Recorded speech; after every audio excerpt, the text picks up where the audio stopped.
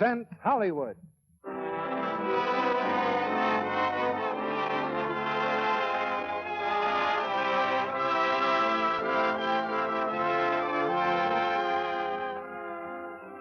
The Lux Radio Theater brings you Mickey Rooney and Judy Garland in Merton of the Movies. Ladies and gentlemen, your producer, Mr. Cecil B. DeMille.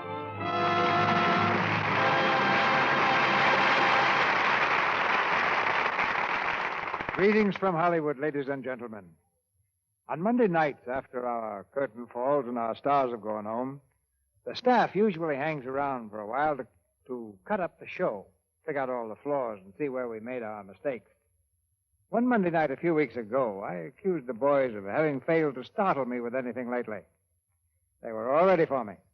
They said, let's put Mickey Rooney and Judy Garland in Merton of the Movies. That was a startler. It happened that our two stars had just finished their picture, Babes on Broadway at Metro-Goldwyn-Mayer. So here's Mickey, here's Judy, and here's Merton of the Movies. And I suppose here's an audience that's wondering what's going to come out of it all. Well, move over, brother, and make room for us. Nobody knows when youngsters as lively as these two are concerned. But most of you will remember that Merton of the Movies was a triple hit as a novel, a play, and a motion picture. It's the amazing story of what happened to one movie-struck young man who exchanged the comparative calm of a general store in the Middle West for the incomparable hurly-burly of Hollywood. In Hollywood, the story of obscurity one day and fame the next is an old, old story. It's just as much to be expected as the sight of dancing girls, pirates, or Eskimos on a studio street. Or, of course, Lux toilet soap in a star's dressing room. But to be a real success, you can't be famous just in Hollywood. It's the rest of the country that really gives the star rating both to an actor and to a product. Naturally, we value what Hollywood says about our product, but we think just as much of the opinion of the housewife in Seattle, the stenographer in Philadelphia, the school teacher in Dallas, and the salesgirl in Des Moines. Lux toilet soap has made a hit, not just in Hollywood and New York, but in all the big and little towns in between. Now, I'd like to have you meet Merton of the Movies. Merton is played by Mickey Rooney and Phyllis by Judy Garland. Here's the curtain for the first act.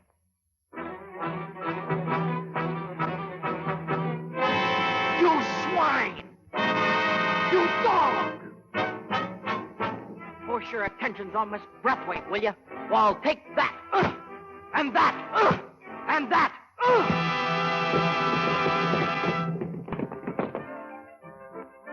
Don't be alarmed, ladies and gentlemen. The blood-curdling battle which just took place was fought by a young grocery clerk named Merton Gill and a clothing store dummy, with the dummy coming off second best. Merton often engages in these bouts, usually in the back room of the Simsbury General Store.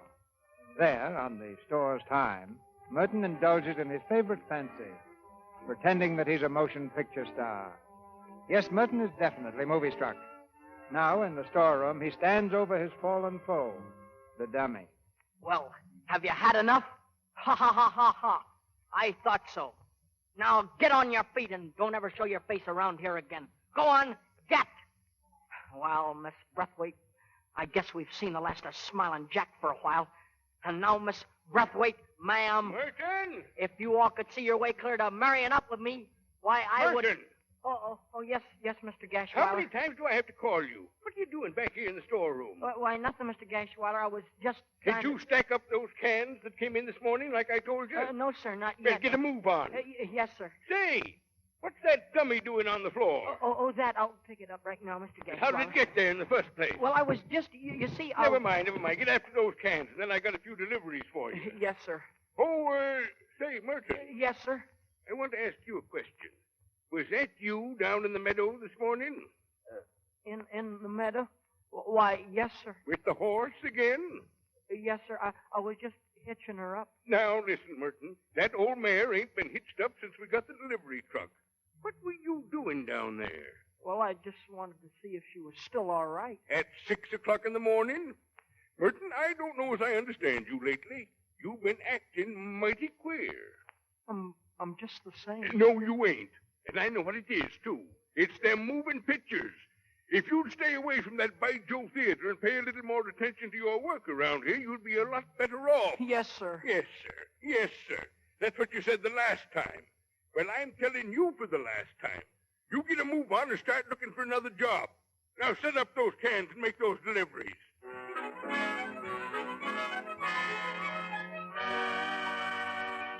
But why not, Merton?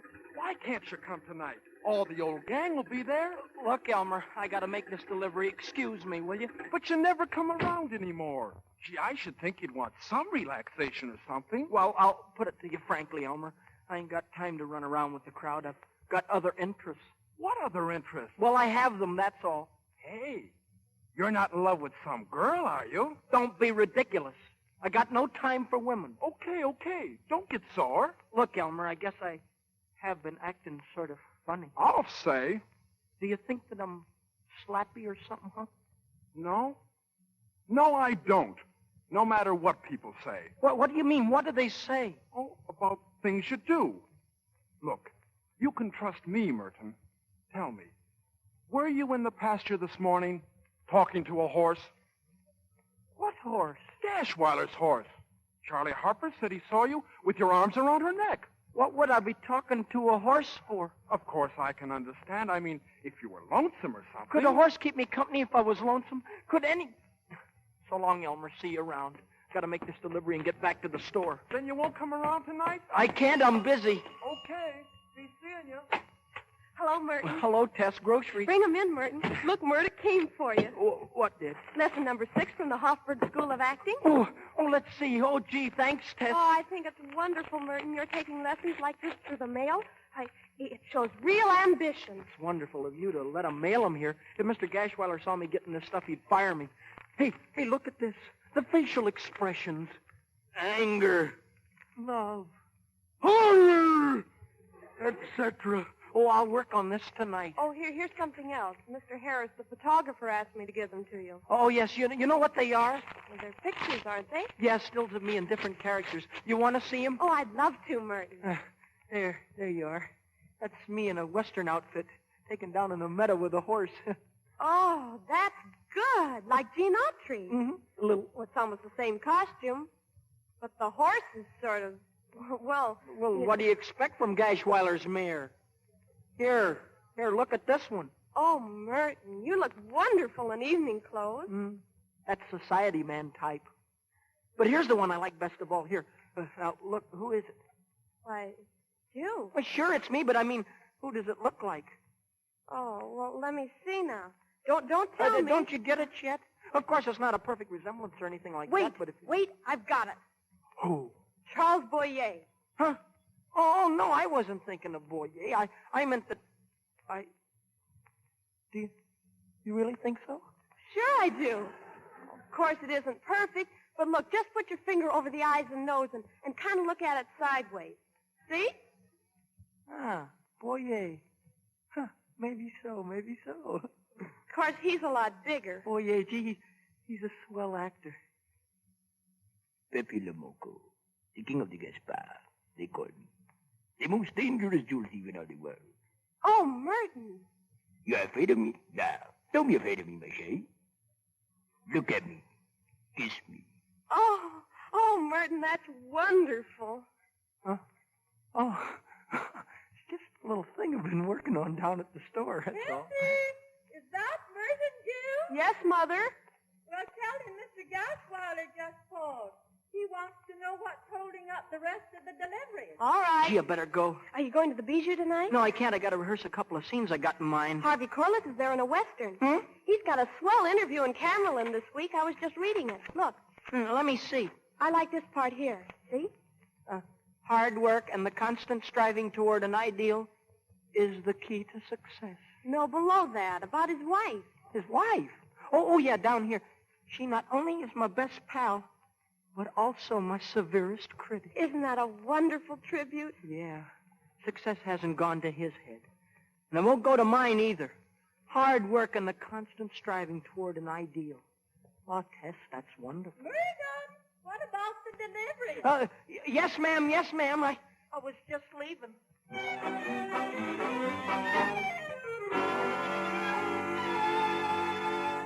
You swine! You cur! Take that! And that! And that! And now, Miss Braithwaite, ma'am. What do you think you're doing in here? Oh, Mr. Merton, Gashwiler. I've stood enough of this. Who are you talking to? Why, nobody. That's what I thought. Every time I come back, see those dummies all over the floor. Look, Mr. Gashwiler, I'm not doing any harm. How do I know what you're doing? I declare, Merton, if your folks were still alive, you'd certainly be a trial to them. I'm just studying, that's all. Studying what? Well, I may as well tell you. I'm studying acting. Acting? Yes, sir, from the Hofburg School of Acting. I see. Well, let me tell you this, young man. I don't want any more studying while you're working for me. You don't mean that, do you, Mr. Gashwiler? I certainly do. All right, then. I'll leave. You what? I'll leave. I'm going out to Hollywood. To Hollywood? Yes, sir. To be an actor? Yes, sir, and I'll succeed, too. Tain't likely. A boy from Simsbury. Lincoln walked 4 miles for a book. Yes, but you ain't studying for president. All right, Merton. If that's what you want to do, then I'll just go ahead and get somebody else. You got much money? $270. Well, I hope you make a big success of it, Merton. Good night. Good night, Mr. Gashwiler. And I'm sorry about those dummies. That's all right. You didn't hurt 'em none. I can't make you out, Merton. You're a nice boy, one of the nicest I ever knew. But I guess you're just crazy.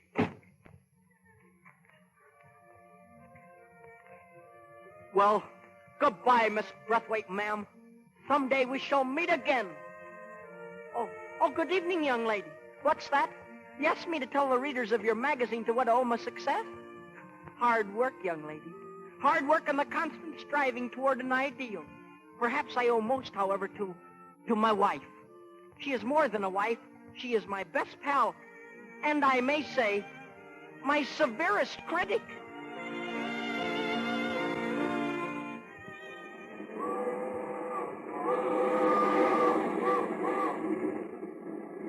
Across the plains to the blue Pacific, riding west. Hi-ho, Silver, giddy up, boy, get after him, boy. 30 miles when I get up. Boy, get up. Shall I make up your first announcer?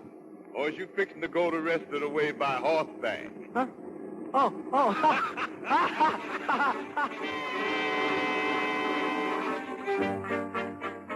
I'm sorry, folks. No casting today. Try again tomorrow. No casting today. No casting, sorry. Will you leave your name, please? Leave your name. Just leave your name, please. No casting today. Leave your name. No casting. No casting. No casting. Leave your name.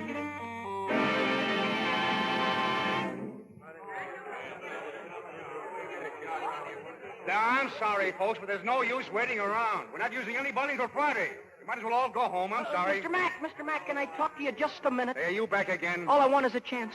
I can do almost anything you want. You heard what I said. We're not using any extras till Friday. But I don't want to be an extra. I can act. Yeah, I can do I most... know. Yeah, there's 10,000 other guys who can act, too. Say, if we let everybody act who wanted to act, there wouldn't be anybody left for an audience. Now, see me Friday. Hello, Charlie. Oh, hello, fellas. Anything new on that bit? I was just going to check. You want to sit around? Yeah, thanks. How's it going? Fair. I could have had a job at Big Art this morning, but I turned it down. Getting fussy, huh? Nope. It was Arab stuff, and I've been bit by my last camel.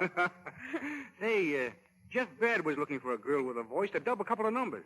Would you be interested? Am I interested in eating? Certainly. Well, I'll see if he's over on the set. Make yourself comfortable. Thanks, Mac. Hello. Hello. Are you in pictures? Yes, sometimes. Gee, that must be swell. Oh, why? Well, I mean, being an actor, have you been in pictures long? Well, I was 6 years old when I played my first part. Yeah? Mm-hmm. How'd you get it?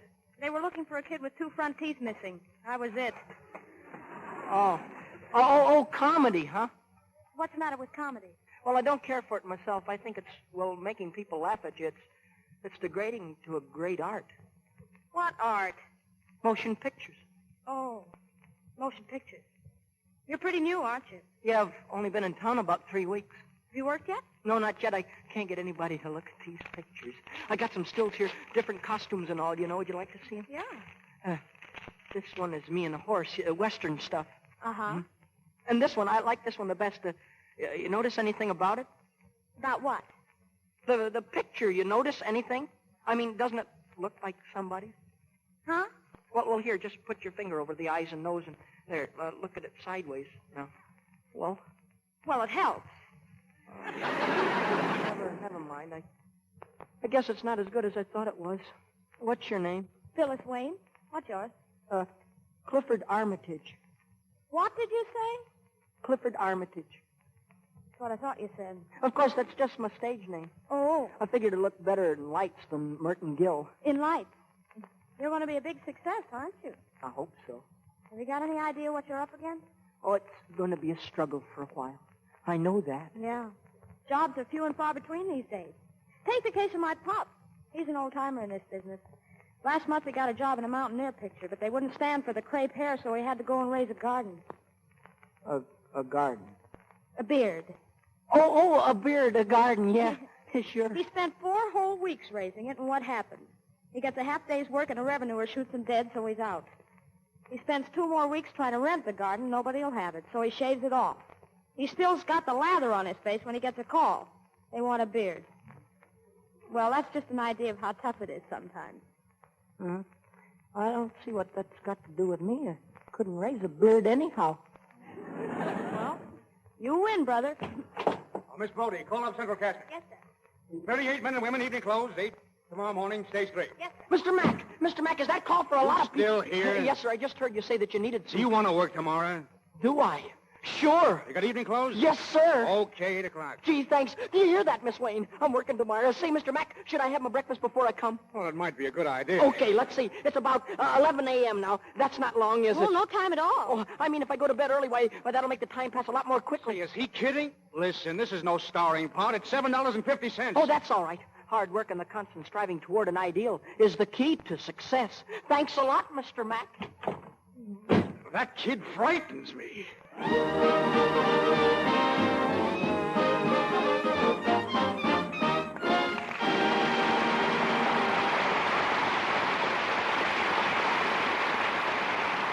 After a brief intermission, Mr. DeMille and our stars Mickey Rooney and Judy Garland will bring us Act 2 of Merton of the Movies. Well, here's our young friend Sally, looking sprightlier than ever. Sally, what brings that gladsome sparkle to your eye? Maybe it's the compliment I got today, Mr. Ruick, that makes me feel so good. May I ask what he said? Certainly. It wasn't he, though. It was she. You know, Mr. Ruick, when you get a compliment from the younger generation, that's news. Oh, come, Sally. What do you mean by the younger generation? Well, I mean my little cousin, Susie. She's 13 and critical, especially when it comes to members of her own family. Well, after I put my hat on to go out this afternoon, I gave my face that final dash of powder, you know, that women always do. Well, Susie was watching me, and when I finished, she said, "You didn't really need to do that, Cousin Sally. Your skin looked just as beautiful before." Very nice, Sally. No wonder you felt good. Well, I hope you didn't lose that golden opportunity to impress on your young relative what complexion care you use. Oh, she knows all about Lux toilet soap, Mr. Ruick, and how important it is to give your skin daily active lather care. She knows the screen stars always use Lux soap, too. She's right about that, Sally. Now, suppose you tell us just why 9 out of 10 Hollywood stars use Lux soap. Well, that's easy. It's because Lux soap has active lather that removes every trace of dust and dirt and stale cosmetics. And because Lux soap is as pure and mild as a soap can be. That creamy, rich lather gives skin the gentle, cherishing care that it needs. Right, Sally. The owners of some of the world's loveliest complexions prove that by saying they wouldn't think of neglecting their daily active lather facials. Yes, and it's so easy to take a Lux Beauty facial. You just pat the smooth lather lightly in, rinse with warm water and a dash of cool, and then pat your face dry with a soft towel. Simple, but it works. You bet it does, Sally. Lovely ladies everywhere find gentle Lux soap care just right for their priceless complexions. If you haven't tried it, why not begin tomorrow? Take these Lux soap facials every day for 30 days. You'll be delighted with the flower-fresh look they give your skin. And now, our producer, Mr. DeMille. Act 2 of Merton of the Movies, starring Mickey Rooney as Merton and Judy Garland as Phyllis.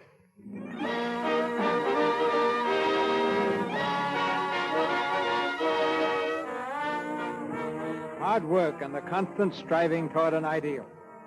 With this motto before him, Merton is struggling along the road to success. But he's discovered that the most difficult part of the motto is finding some hard work.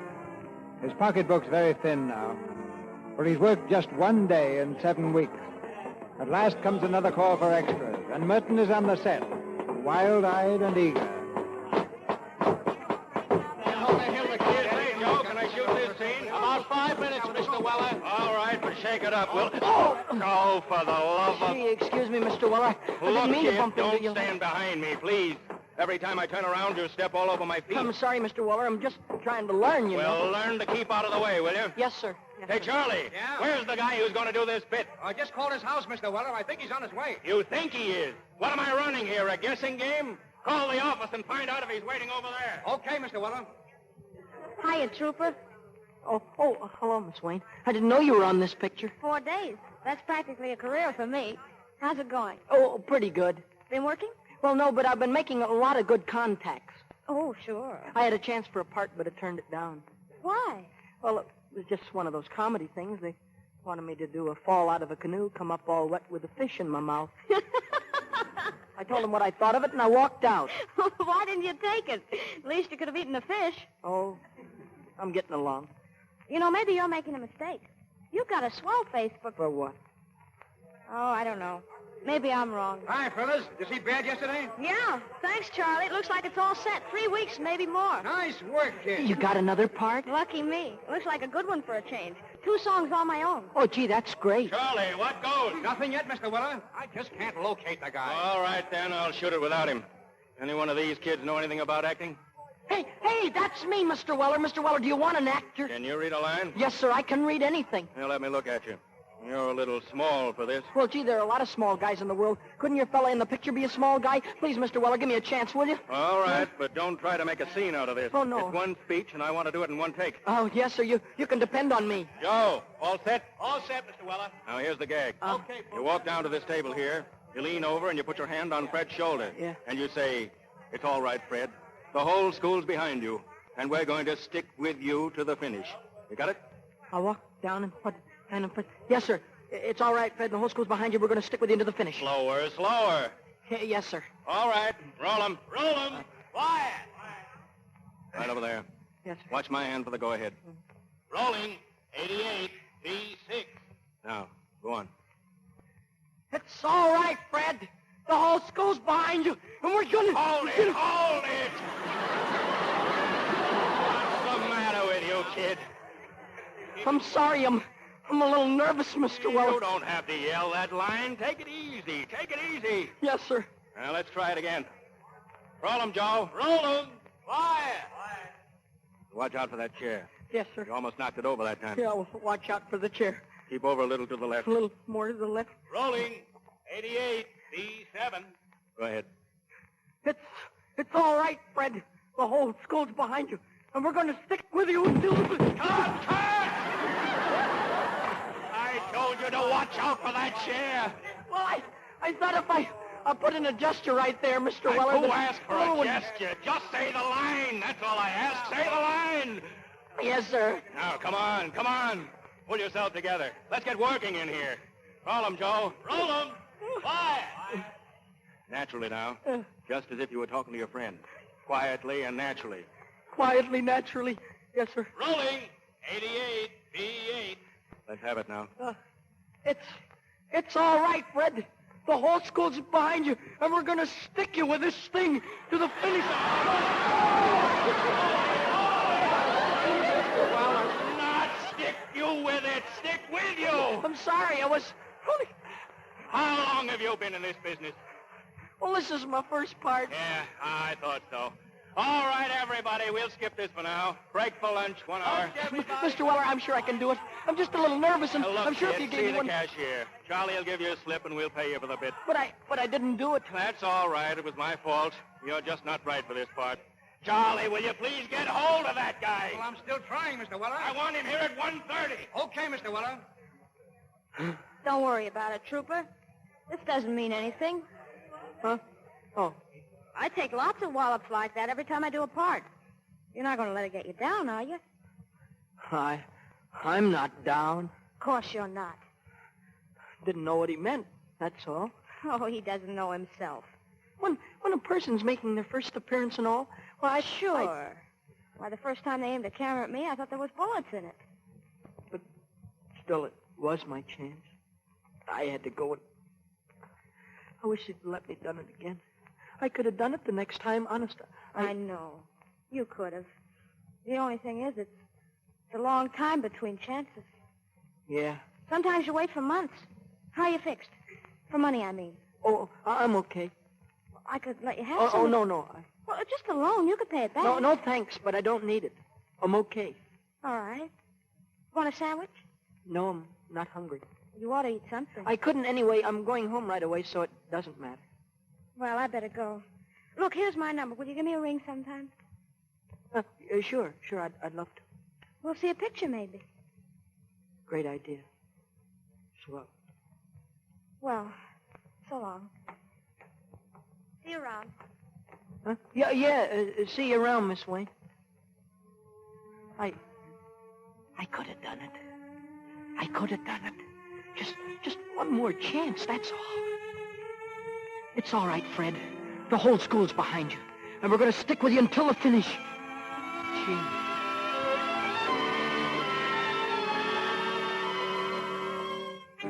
Nothing doing today, fella. No casting today. No casting. No casting. Just leave your number, please. No casting. Leave your number. No casting today. Sorry. Sorry.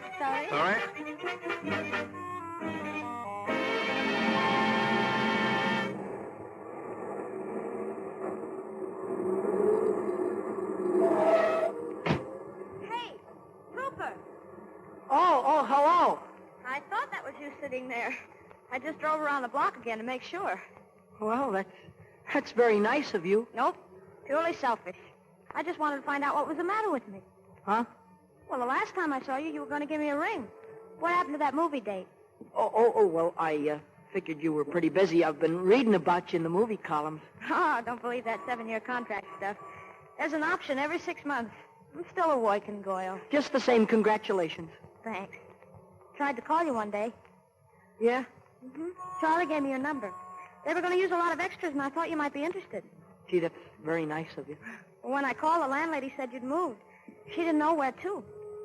Yeah, that's right. I didn't like that place very much. What's your number now? Well, I haven't got a phone right now. Oh. Well, give me your address, then. My address? Well, it's... Gee, that's funny. What? I've been living there all this time, and I can't think of it. Isn't that funny? The Scream. Which park is it? This one? Huh? Which park and what bench? Just in case something comes up, I'd like to know where to reach you. Oh, you've got the wrong idea. No, you have. You think it's something to be ashamed of. You had your dinner yet? Well, I haven't, and I'm starved. Would you like to go somewhere? No, thanks. I don't want to. I mean, Look, have you got a dime? Yeah, I've got a dime. Well, so have I. Let's go to a drive-in and get a hamburger and sit and talk. Is there anything wrong with that? I guess not. Well, come on. Let's go.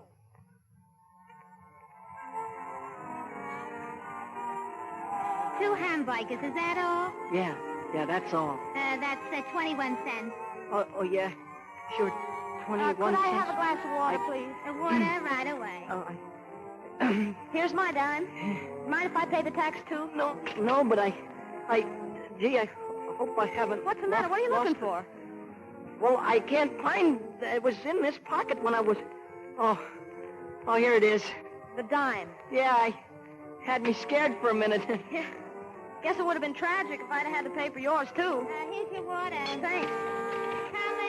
Coming. Listen, you were saying something before about Harvey Corliss. Oh, yeah. He held up the picture almost a week with a black eye. A black eye? Where'd you get it? His wife gave it to him. Oh, no. You must be wrong. I read an article about Corliss once, and he said that his wife was his best pal and severest critic. Oh, she's a critic, all right. She beamed him with an ashtray. I don't believe it. No? Okay.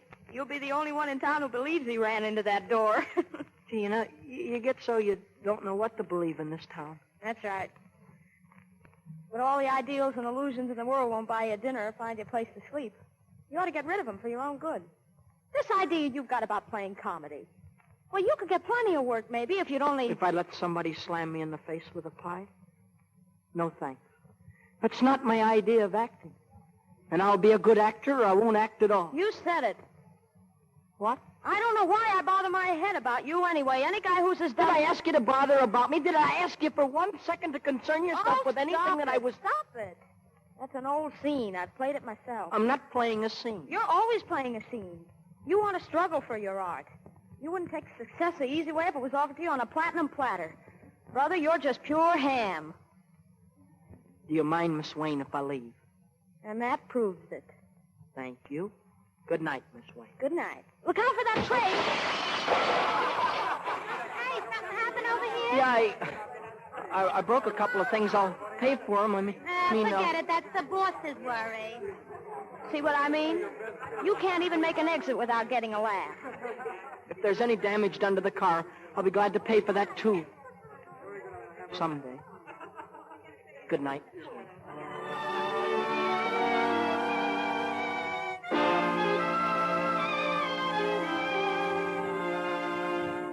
Look, I know this is a great idea, Mr. Baird. This boy is very funny, and that plot you've been talking about... Phyllis, let's be sensible. Yeah, but he's just right for it, Mr. Baird. He's a natural comic. Will you stop? I direct pictures. I don't run a school for would-be actors. Now, outside, Phyllis, I'm busy. Look, will you do one thing for me, please? The answer's going to be no. Mr. Weller has some shots of him. They printed them by mistake and ran them with the rushes. Will you just take a look at them? No. But they're funny. Ask Mr. Weller. They saved all it takes just for laughs around the studio. What's this kid look like? Well, he thinks he looks like any one of 10 stars, but just between us, he's got a face like nobody else in the world. Well, that's a nice recommendation. Fine. Tell me something. Do you like him? Do I like him? You mean personally? Yeah, personally. In person. Well, I guess I feel sorry for him. Uh-huh. Same thing. Please, Mr. Baird, just look at those takes. What harm can it do, please? Will you? For me? Oh, I was afraid this would happen. All right, I'll see them. Oh, thanks.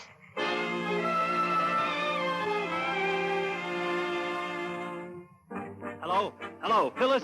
This is Jeff Baird. Listen, I've just seen those takes. Come down here. I want to talk to you. Phyllis, I think you found something. What do you mean I can't tell him it's comedy? Well, the part is slapstick. That's what I want. I know it is, Mr. Baird, but if he thinks it's funny or if he thinks he's funny, he won't take the job. This is ridiculous. Oh, look, it's very simple. Just let him be natural. Don't tell him anything. He'll think it's serious. Is he that dumb? Well, he just doesn't know pictures, that's all. All right, we'll try it. Get hold of this screwball and tell him to be here in the morning. Well, I'll have to locate him first. Can I use your phone? Go ahead. You got his number? No, I'll have to find him through the police department. What is this?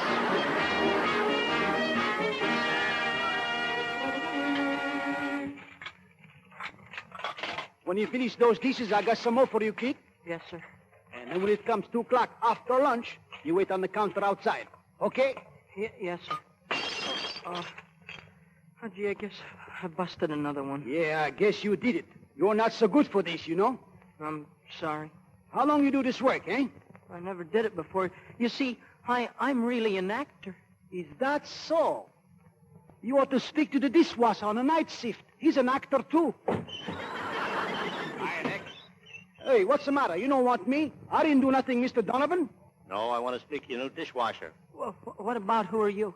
Los Angeles Police Department. You mean a detective? That's right. What's your name, buddy?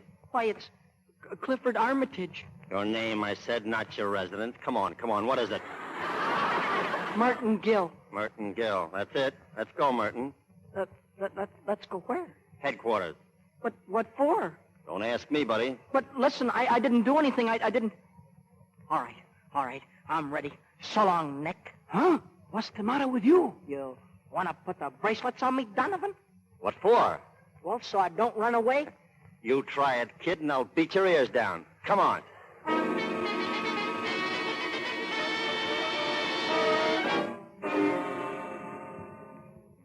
I don't understand this, Mr. Baird. You mean you want me to work in your picture? I just said so, didn't I? Mr. Baird was looking for a certain type.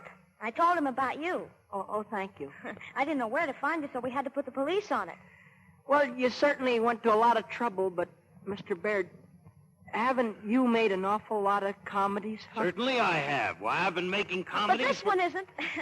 This one's real drama. It's a swell story, really. Look, son, I'm offering you a part in a real picture. Take it or leave it. Well, I'd like to take it, of course, but this is a pretty delicate point in my career, Mr. Baird. I want to get off on the right foot, you know. Oh, for the love of... Merton, say you'll take it. Quick! Well, as long as it's Merton, stop talking. Mr. Baird, he'll play the part. All right. We'll draw up a contract for the picture with options for 5 years. I'll give you $150 a week. Is that okay? 100 and... Oh, yeah, I guess that's satisfactory. Wow!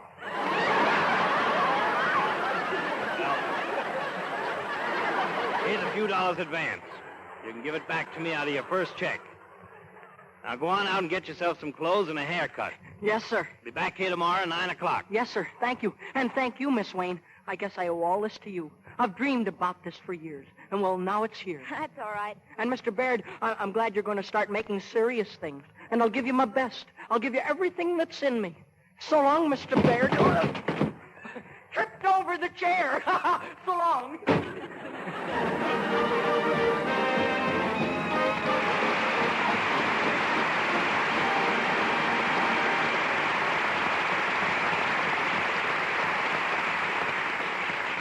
We pause now for station identification. This is the Columbia Broadcasting System.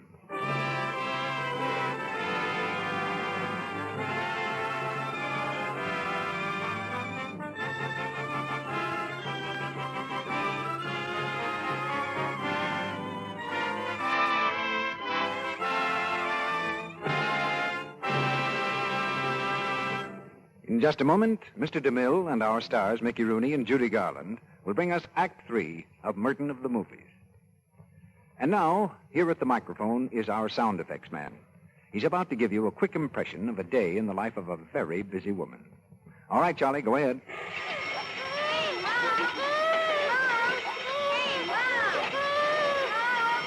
Oh, stop, Charlie. You're breaking our hearts. But seriously, aren't those sounds familiar to every woman with a household to run and children to bring up?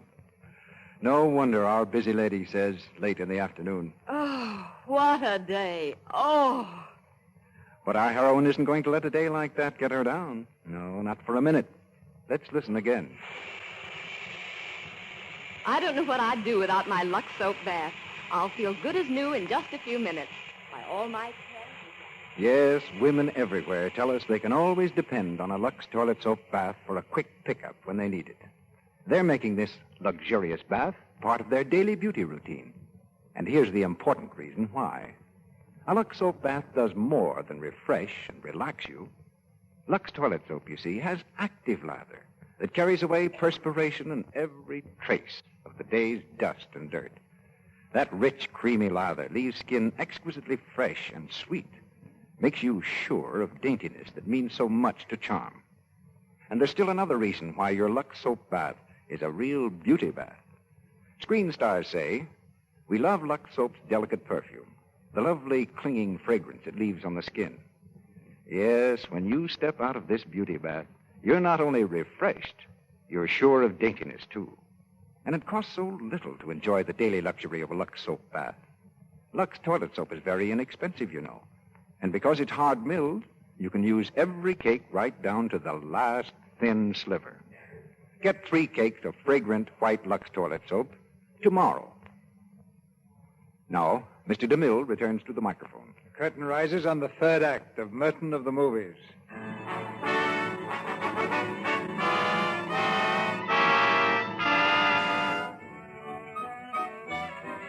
Merton doesn't know it yet, but he's on the way to becoming a very funny actor.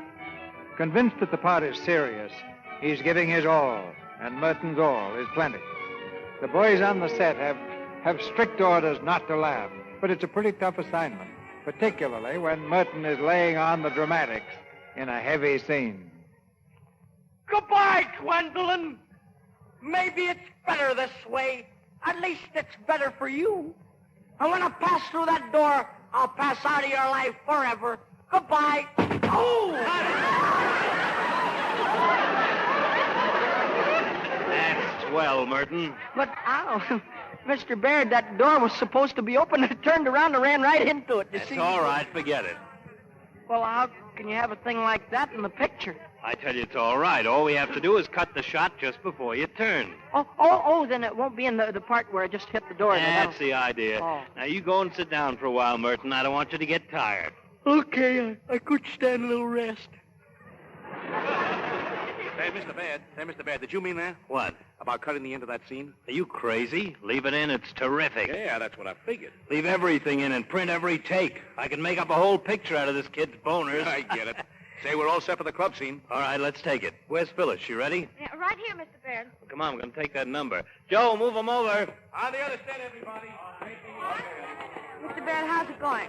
With Merton, I mean. Oh, pretty good. Newberry saw the rushes yesterday. He wants me to build up the kid's part.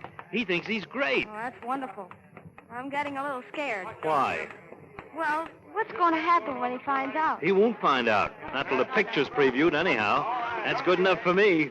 I wasn't thinking about you. I was thinking about him. I'm afraid he might take it pretty hard. Listen, he's getting paid, isn't he? And just for a change, he's eating 3 meals a day. That ought to be enough for him, too. You ready, Phyllis? Yes, sir. Orchestra ready? Let's take it. Lots of applause at the end of this, folks. Good luck, Miss Wayne. Oh, thanks. You don't mind if I watch you, do you? Does it make you nervous? Oh, not at all. Roll 'em. Just Quiet. wanted to make sure. You know how some of us are all nerves. Yeah. Rolling. 63, D7.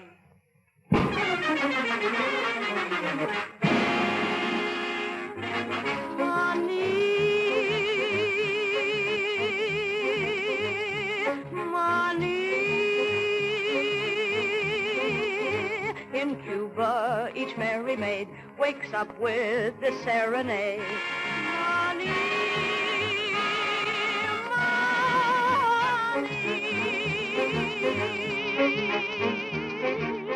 If you haven't got bananas, don't feel blue. Peanuts in a little bag are calling you. Money,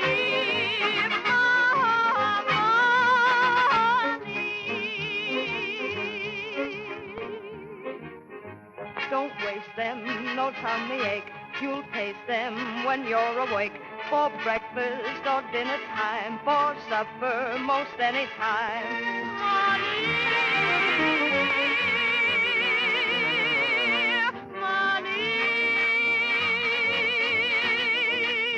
For at the very break of day, the peanut vendor's on his way.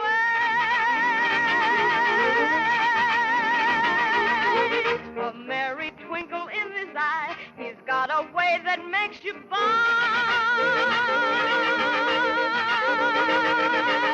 Through every city, town, and country lane, you'll hear him sing his plaintive little strain. And as he goes by, you'll hear him say, please buy my peanuts. They're here to sell peanuts. They're very swell peanuts. Honey to sell. Who'll buy my peanuts today? Peanuts. Right off the vine, peanuts. They're mighty fine peanuts.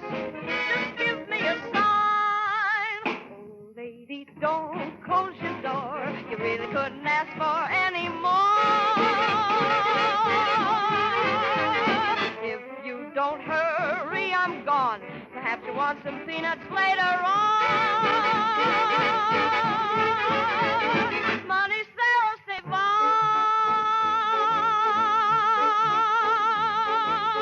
La la la la la la la. La la la la la la la. I'd better get along. This is the end of the peanut vendor's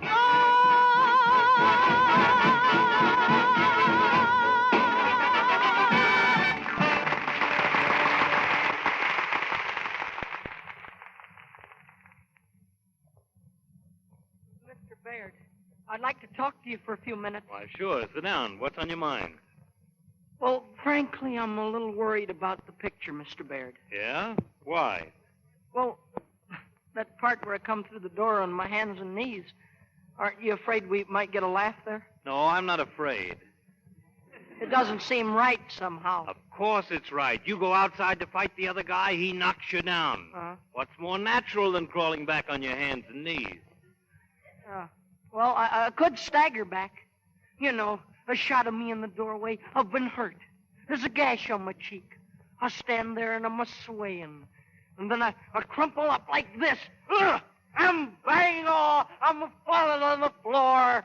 Huh? No. Why, that's corny. Corny, Merton. You just leave these things to me, will you? Now, I've been in this business a little longer than you have. Well, okay, but there's one thing more, Mr. Baird, and this is pretty serious. Well? Well, in that dramatic scene with the girl's mother, I feel, Mr. Baird, why can't I wear my shoes? But I feel silly standing there in my bare feet. I've never seen anything like that before. That, my boy, is what is known as touch. The bad touch. It makes you look smaller. It's pathos. That's what I want, and that's what you want, isn't it? Yeah, sure, but We've got it, believe me.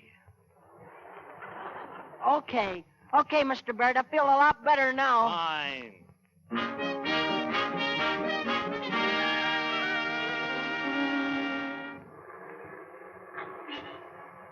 Tomorrow night. It keeps running through my head like a drum. It's a great thing. Premiere performance. Phyllis, do you think I'll be asked to say something at the microphone? Huh? Maybe. It's funny, isn't it? Sitting here with you, the same place, the same girl, but not the same guy. Why, I couldn't even buy you a hamburger then. And now I'm sitting on top of the world. Oh, well, that's Hollywood, isn't it? Uh-huh. Yeah, that's Hollywood. What's the matter? What are you thinking about? Merton, if tomorrow night, if things shouldn't be so good... Huh? Would it hurt you very much? Well, I guess it would. Yeah, I thought so. Well, what makes you say that, Phyllis? Are you afraid that people won't like me? Oh, no. They're going to like you. A lot.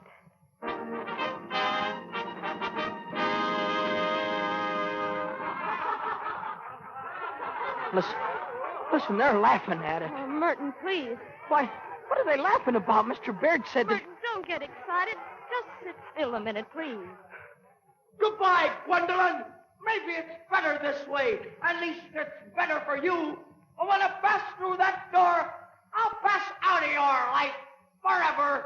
Goodbye. Oh! Oh, Merton, sit down. Did you see that? They said they were going to cut it out. Oh, he told me that he was going to... I'm getting out of here. They're making a fool out of me. That's what I am. Oh. Merton, come back.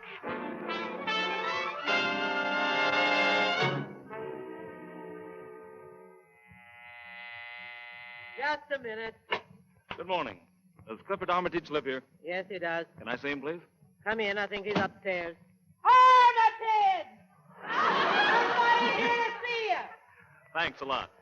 Don't mention it. Who is it? Hello, kid. My name's Wahlberg. Yeah? What do you want? I just want to talk to you. Number one, have you got an agent? No, I haven't. That's what I figured. Now, look, I'd like to handle you. I'm sorry. I'm not interested in pictures. Not interested? Have you seen the reviews this morning? Listen to what they're saying about you. I don't want to hear it. Listen. A young man named Clifford Armitage, the funniest newcomer in many a day. And here's another one. He's good for a laugh every time he comes on the screen. A low comedy face if this writer ever saw one. Oh, kid, you're made. Low comedy face. I'll never trust another woman as long as I live. Huh? What are you talking about? I don't want to talk at all. So long. No, wait. I've got something that's going to interest you. Is it definite you're going to stick with Baird? It's definite that I'm leaving him. Good. I can put you over in Big Art tomorrow. Well, what kind of parts would I have? The same as you had last night. Comedy, that's your line. Young love, adolescent stuff. I don't want it. Listen, kid, you stick to comedy. I'm telling you, you've got the best low comedy face in pictures. It's genuine pathos. Frankly, I don't believe you could ever make the grade in a serious story. But you've got pathos and acting plus. Now, what do you say? You want to sign with me? You'll be working next week in Big Art. Yes or no? I'm sorry. I don't want to play comedy. You mean you wouldn't come on any proposition? That's what I mean. Wouldn't $500 a week interest you?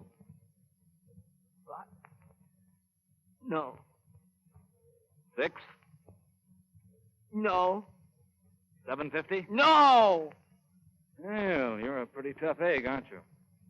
All right, kid. Sorry we can't get together.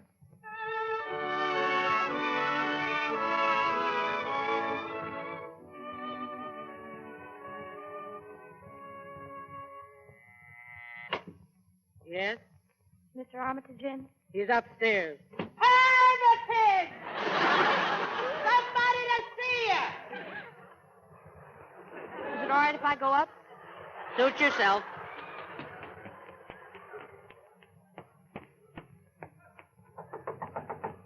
Who is it? Phyllis. Hello. Come on in. Oh, I thought... You thought what? Well, after last night, I figured you'd be sore at me. What for? Why should I be sore at you? Oh, it was a dirty trick I played, Merton, but it turned out for your own good. I wish you could see it that way. Oh, sure I do. I'm a lot smarter than I was yesterday. Comedy is my line. Why, I've got the greatest low comedy face in pictures. Didn't you know that? I'm a scream. Every time I open my mouth, I'm good for a laugh. I've got pathos, acting plus. Why, I'd be terrible in a serious story. Don't you think I know that? Do you think that I'm that dumb? Do you think that... Merton, please. I had an offer already this morning. They want to pay me $750 a week for making funny faces. That's funny enough right there. You can't take that. You're signed with Baird. Through with Baird.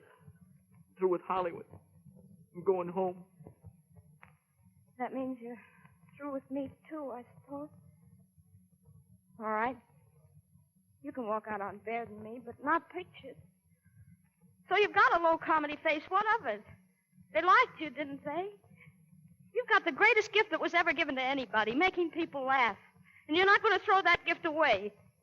You're going to go and see that picture. I'm going to drag you there every night for a week. And you're going to stand in the lobby and watch the people as they come out. They'll be laughing. They won't be scared and worried for a few minutes because you've made them forget. That's what people need now. They need to laugh. I pulled a dirty trick on you, but I'd do it again. I'd do it tomorrow if I thought it would make you understand it. Oh, why are you such a dope? Phyllis. Gee, Phyllis, please don't cry. Please.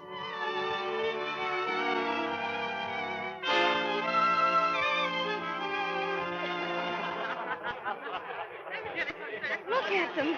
Do you see what I mean? Look at their faces. I never laughed so hard in all my life. Isn't he marvelous? A great kid, a great kid. You see? Yeah, I guess so. They like you. They're your friends. That's in there, isn't it? Oh, come on, let's go. You were swell, Mr. Armitage. I almost died laughing. Will you sign my book, please? So young. Your book? You mean it? I got all the best actors. Will you, please? Gee, I'd love to. Thanks. Hiya, Phyllis. What's the good word? Hello, Frank. Got anything for the column? No, not a speck of dirt. Hello, Armitage. Hello, Frank. What's this I noticed in the theater? You and Phyllis holding hands. Oh, well, that's nothing. Can I print it? Well, you can say that we're friends. Yeah, that's right, Frank. She's my greatest pal. And I might also add, my severest critic.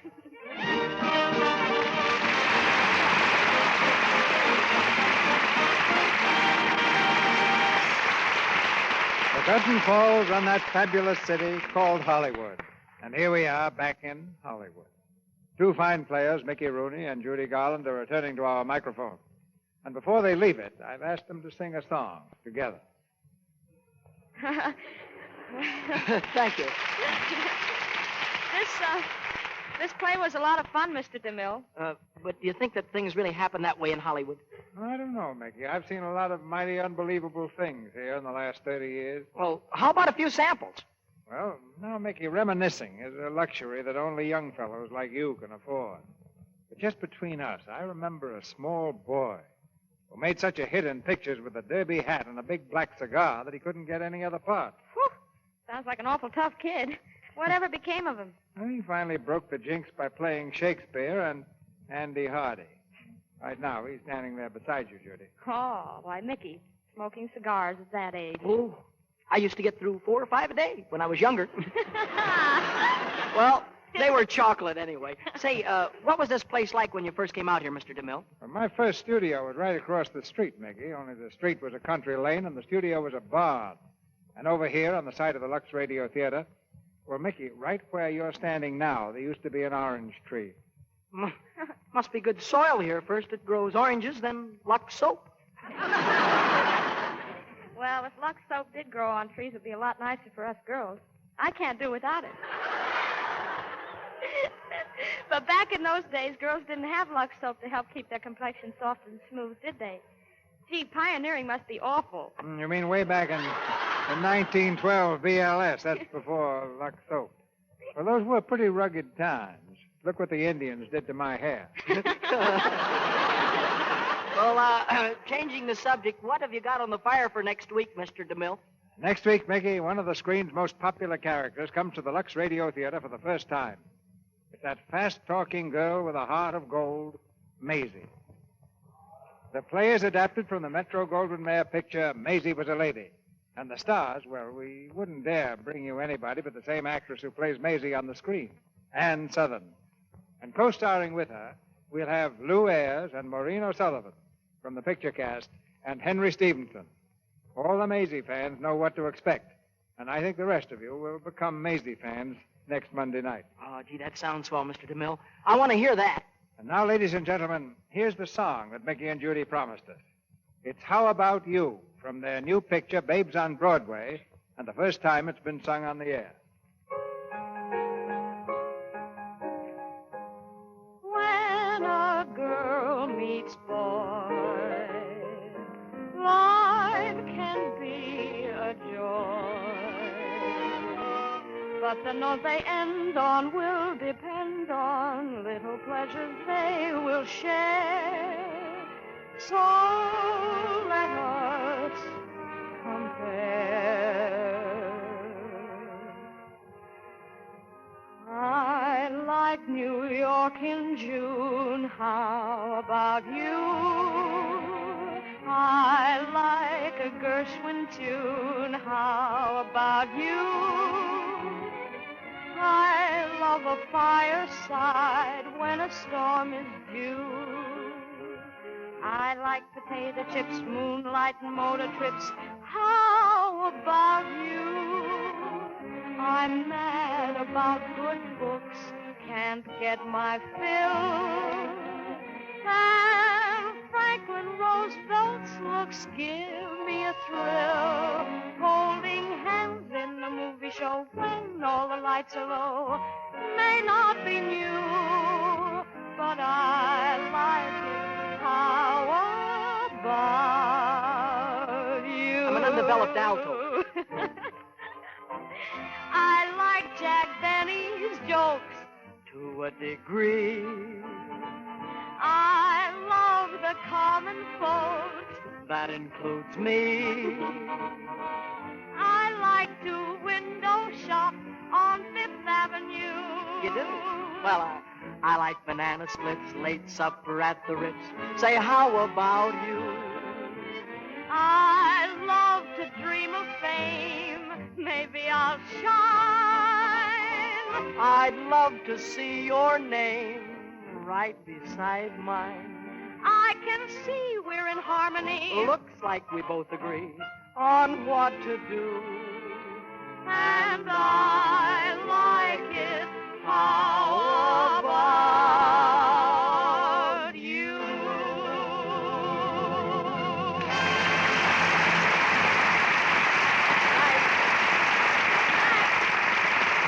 Good night. Good night. It's talent like yours that keeps Hollywood young.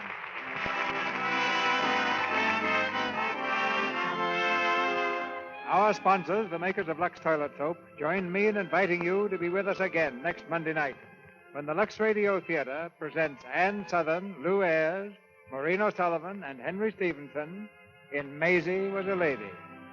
This is Cecil B. DeMille saying good night to you from Hollywood. May we remind you now that the annual Red Cross Roll Call is going on throughout the country. Join the Red Cross and help the 1,001 activities of this great organization.